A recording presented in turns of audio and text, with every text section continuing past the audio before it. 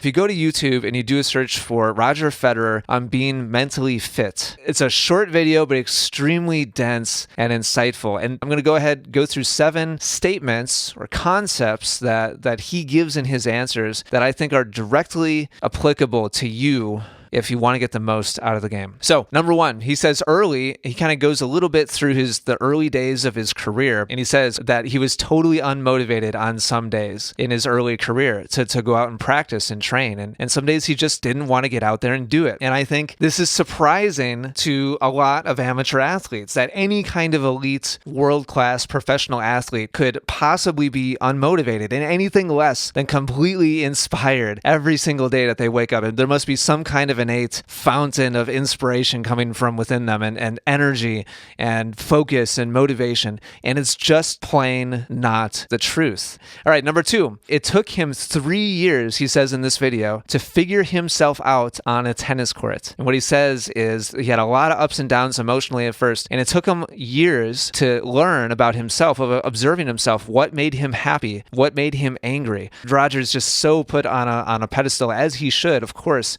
based on his achievements and how he carries himself and the poise that he has both on the court and off the court. And so it's easy for us to assume as outsiders that it's something that you're either blessed with or you're not. And Roger reveals in this interview that it was not some kind of innate gift that he was given by the tennis gods. It's something that he had to consciously work on, and it took 3 years of conscious effort for him to figure it out and then make a decision in whatever direction it was. And that leads us right into number 3. He says specifically that he made a decision to act the way and behave the way that he would be most successful on the court. Once he spent that 3 years to figure himself out, the type of person he was on the court, and he learned what worked and what didn't, it wasn't so much that he just naturally evolved into this higher being. He had to make a choice. He had to choose to carry himself in the way that he knew would lead him to the most success. Number 4, he talks about fire and ice and the ups and downs. He talks about fire being the excitement of a great point, or the excitement of wanting to win versus an opponent, and having that be kind of the emotional high for him. But then he also talked about the ice, he described as accepting losses, accepting bad shots. Champions accept failures, and they accept difficult situations for what they are. And then they move on and keep doing the work that they know they need to do to reach their goals. Number 5, Roger said, I still get nervous. Sometimes I still don't play very well, but I can trust myself.